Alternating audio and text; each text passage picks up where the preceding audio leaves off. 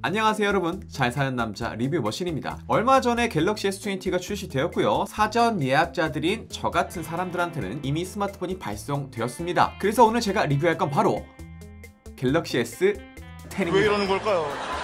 원래 계획대로라면 저 역시도 갤럭시 S20 울트라를 가지고 리뷰를 할 계획이었는데요. 몇몇 리뷰어들의 리뷰를 살펴보니까 이거 조금 이상한데 싶어가지고 직접 가서 하루 빌려 써볼 수 있는 갤럭시 S2고 서비스를 제가 해보려고 했는데 마침 지인이 투고 서비스로 울트라를 빌려오는 게 있어서 제가 가지고 있는 S10과 비교를 해봤는데 야, 이건 진짜 아니다 싶어서 바로 취소를 했습니다. 잘 사는 남자 리뷰머신이 희대의 걸작이라고 하는 갤럭시 S20 울트라를 취소하고 이제 1년 지나서 아무도 찾지 않는 갤럭시 S10을 리뷰하는 이유. 가장 먼저 첫 번째, 카메라입니다. 제가 갤럭시 S20 울트라를 바로 어떠한 고민도 하지 않고 구매한 이유는 카메라였는데요. 무려 갤럭시 S20는 1억만 화소로 찍을 수 있다고 합니다. 제가 가지고 있는 갤럭시 S10이 망원과 광각이 각각 1200만 화소, 초광각이 1600만 화소로 촬영을 할 수가 있습니다. 근데 1억만 화소라니, 와, 너무 대단해서 바로 질렀죠. 자, 지금 사진을 한번 비교해 볼게요. 자, 둘 중 어떤 사진이 과연 갤럭시 S20로 찍은 사진일까요?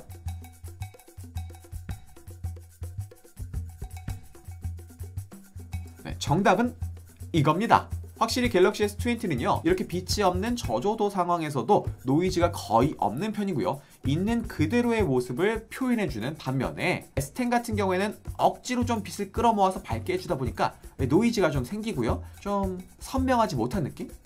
S20가 훨씬 더 선명한 것 같아요. 몇 가지 다른 사진들을 이렇게 비교해봐도 확실히 S20가 선명하고 잘 찍어준다라는 느낌이 있습니다. 이제는 폰카라는 느낌보다는 조금 더 DSLR 느낌에 가까운 듯한 카메라 표현 능력을 가지고 있는 것 같아요.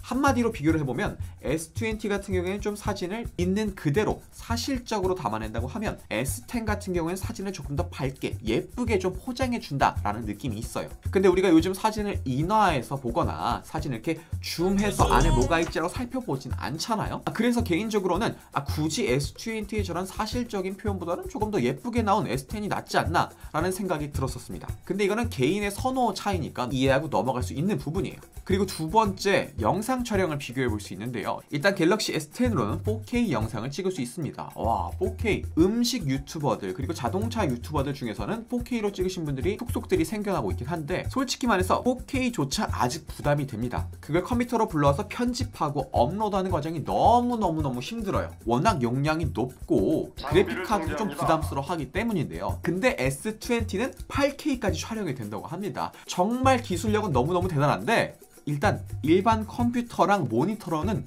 재생조차 할 수가 없어요. 스마트폰으로 촬영을 해서 가져왔는데 이거를 컴퓨터로 가져와서 볼 수도 없고 편집조차 불가하다는 겁니다. 그럼 컴퓨터랑 모니터 좀 좋은 거 쓰면 되지 않냐? 라고 하실 수도 있는데 그래픽카드는 그렇다 치고 8K 모니터 중고가로 한 300만 원 정도에 구할 수 있더라고요.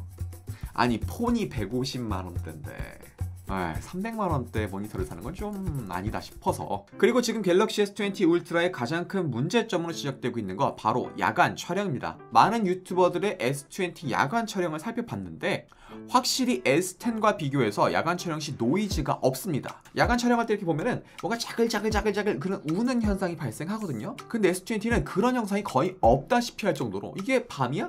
정말 선명하게 잘 담아냅니다. 그런데 초점을 못 잡더라고요, 얘가. 이렇게 안경 쓰시는 분들 아실 거예요. 안경 없이 이렇게 보면 굉장히 세상이 흐리멍텅하게 보입니다. 안경을 딱 쓰면 와, 선명하게 보이죠. 네, S10과 S20 오버해서 말하면 안경을 쓰고 안 쓰고 이 정도 차이로 볼 수 있는데 중요한 건 초점을 못 잡는다는 거예요. 자, 안경을 써서 잘 보이긴 하지만 오른쪽 눈과 왼쪽 눈이 다른 곳을 향하고 있어요.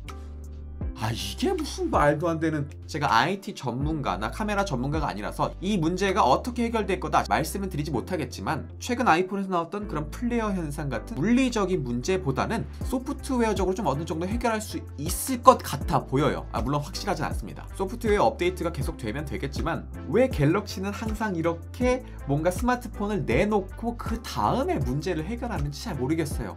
그 전에 검수 과정에서는 이런 게 잘 보이지 않았나? 그리고 마지막 100배 줌, 솔직히 제가 정말 기대하던 기능 중에 하나였습니다. 저는 유튜브가 주업이다 보니까 스마트폰 촬영을 평상시에 정말 많이 합니다. 근데 솔직히 말해서 촬영하면서 줌하는 거 10배 이상 절대 안 해요. 왜냐? 흔들려서 못 쓰거든요. 보통 유튜버들은 각 잡고 촬영할 때는 스마트폰이 아닌 DSLR을 씁니다. 스마트폰을 쓸 때는 간편히 촬영을 할 때만 스마트폰을 쓰는데 뭔가 삼각대나 짐벌 같은 걸 굳이 끼지 않고 촬영을 한다는 거죠. 그런 상황에서 10배 이상 줌을 하게 되면 손의 작은 흔들림, 촬영 시에 이런 게 담기다 보니까 거의 그 촬영물을 쓸 수 없을 정도 됩니다. 근데 100배 줌 한두 번 정도는 신기해서 써볼 수가 있어요. 그리고 삼각대를 딱 끼고 정말 흔들리지 않는 상황에서 촬영을 할 수는 있겠죠. 근데 그거는 정말 몇 번인 거고 일상에서 과연 우리가 100배 줌을 쓸까? 갤럭시 S20 울트라 정말 잘 만들어진 핸드폰 맞는 것 같습니다.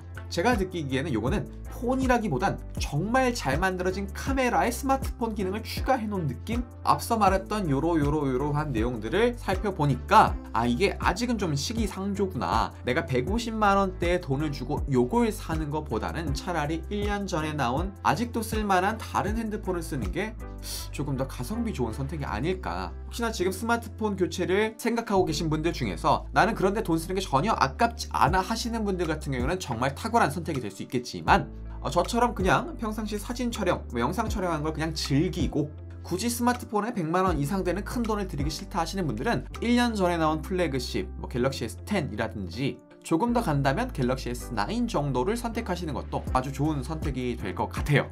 그래도 내년 이맘쯤에는 저도 갤럭시 S20 울트라를 그때 가서 구매해서 쓰지 않을까 라는 생각이 드네요. 그럼 오늘의 리뷰는 여기까지 하겠습니다. 안녕.